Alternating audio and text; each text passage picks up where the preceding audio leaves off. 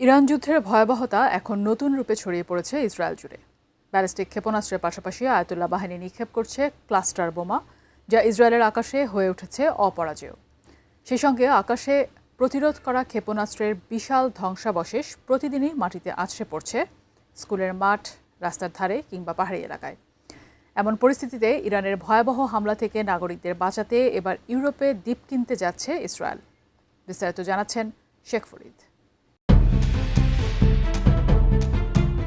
ইরানের উপর চাপিয়ে দেওয়া চলমান যুদ্ধ গড়িয়েছে প্রায় এক মাসে। এই যুদ্ধক্ষেত্রের ভয়াবহতা এখন নতুন রূপে ছড়িয়ে পড়েছে ইসরায়েল জুড়ে। আকাশে প্রতিরোধ করা ক্ষেপণাস্ত্রের বিশাল ধ্বংসাবশেষ প্রতিদিনই মাটিতে আছড়ে পড়ছে স্কুলের মাঠ, রাস্তার ধারে কিংবা পাহাড়ি এলাকায়। রয়টার্স জানায়, ইসরায়েলের আকাশ প্রতিরক্ষা ব্যবস্থা ইরানের ছোড়া ব্যালিস্টিক ক্ষেপণাস্ত্রগুলো ধ্বংস করলেও সেগুলোর বড় বড় অংশ ভূপৃষ্ঠে পড়ে গিয়ে নতুন ঝুঁকি তৈরি করছে। অনেক ধ্বংসাবশেষ আকারে প্রায় ছোট একটি ট্রাকের সমান।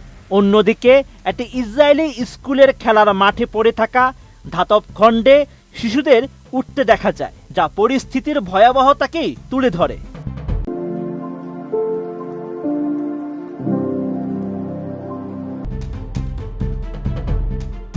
এছাড়া দিনকে দিন আরও তীব্র হামলা চালাচ্ছে ইরান। ব্যালিস্টিক ক্ষেপণাস্ত্র হামলার পাশাপাশি ক্লাস্টার মিসাইলের ব্যবহার বাড়িয়ে দিয়েছে আয়াতুল্লাহ বাহিনী, যেগুলোর এক একটিতে 20টি করে ছোট বোমা থাকে। এই বোমাগুলো 8 কিলোমিটার অঞ্চল জুড়ে ছড়িয়ে পড়ে।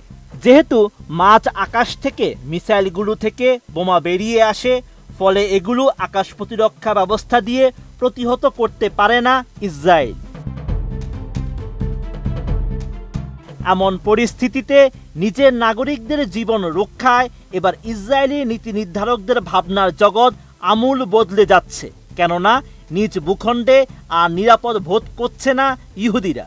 এবার ইরানের ভয়াবহ হামলা থেকে বাঁচতে ইউরোপের দেশ গ্রিসে আস্ত দ্বীপ কেনার চাঞ্চল্যকর প্রস্তাব সামনে এসেছে। এই অদ্ভুত প্রস্তাবটি দিয়েছেন ইহুদি ন্যাশনাল ফান্ডের সহযোগী প্রতিষ্ঠান হিমনুতার পরিচালনা পর্ষদ সদস্য আব্রি স্টেইনার।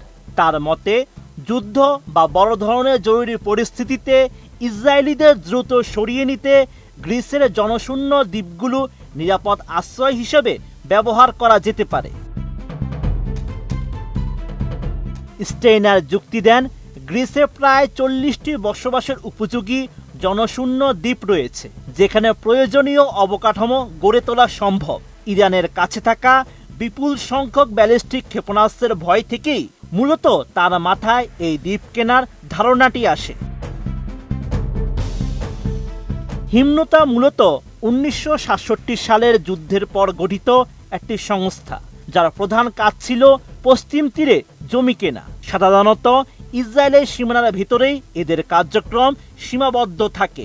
তবে বর্তমান ইরানের ক্ষেপণাস্ত্র যেভাবে ইসরায়েলি আকাশ প্রতিরক্ষা ব্যবস্থাকে ছিন্ন ভিন্ন করে দিচ্ছে, তাতে খোদ ইহুদি ভূখণ্ডের নিরাপত্তা নিয়ে চরম উদ্বেগ তৈরি হয়েছে। Sheikh Farid, ATN news.